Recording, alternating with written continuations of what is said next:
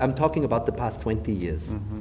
In 1986, I had the idea of an instrument. In 1996, I could build the first prototype, mechanically steerable prototype with Smeller 10.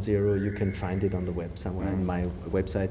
It was in the museum, in the State Museum of Upper Austria for several weeks, and it was, people went bananas about it. Children, because it was like an exploratorium. You could do it yourself there. You could handle these levers like Charlie Chaplin's Modern Times. You could really take levers and play smells and find out, but nothing compared with this. But at that time, in this exhibition, there was a book accompanying the exhibition, a hardcover book that later was published as a book.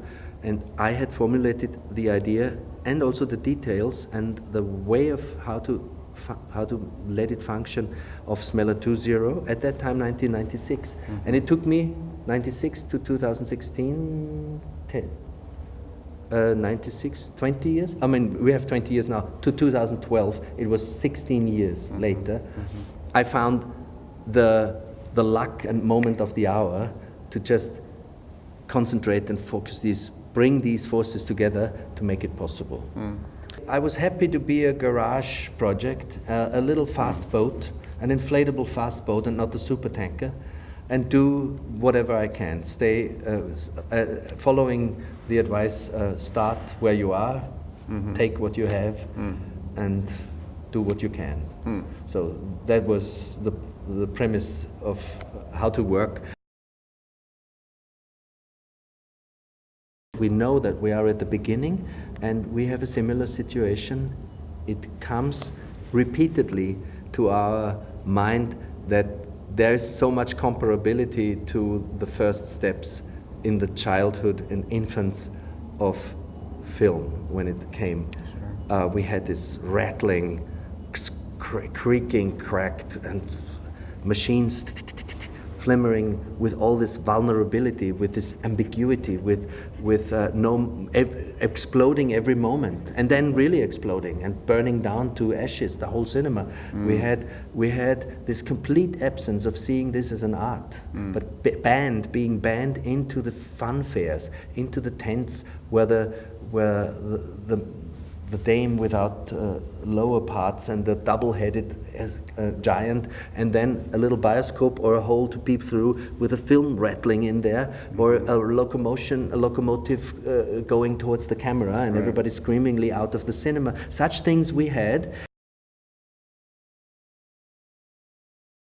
I've been to other smell experiences recently. I went to the Scent of Mystery restaging in Copenhagen, which was last year, which was something that the Institute for Art and Olfaction did with taking the 1959 film Scent of Mystery and recreating it with the scent track. So I've been to some different kinds of experiences like this recently, but I really thought that clarity was a really important feature here. And what struck me was that the experience of smells had a beginning, middle, and an end, which is not something I'm kind of used to experiencing in this kind of installation. So that to me was a really important part of the experience. Tell me, how do you respond to that? I find I'm happy to hear that, because it is a great, it's reaffirming my endeavor. It is a confirmation, and yes, it seals, or it proves that the attempt works. The clarity by which we can enter the realm of semantics with smells. Okay. Very important point of my drive, if I may say so. Right. I was really interested to see also how do people sort of behave in the space? You know, it must be something interesting for you as well. I'm sure you've had a lot of opportunity to observe people, because some people are very concentrated and on the device, which has this great quality to it, and other people are very indirectly engaged, shall we say. There was a whole bunch of other people that would come in and that were reading, while they were there. They weren't like listening or smelling. They're just sort of taking in everything. So, what have you noticed about people's engagement with? There's obviously a great range of Yes. of interaction yes. styles, shall we say. What have you noticed? A wide range, exactly. Yeah. I have noticed similar things. Yeah. I have mostly noticed that people who read in the installation are people who are not here for the first time, are waiting for a particular piece or some particular person to meet there. Right. Some people are almost researchers. They really want to find out something. Right. Others seem to rest in an almost esoteric mode. I've spent a lot of time looking at smell and a lot of time looking at how people think about smell in relation to gaming.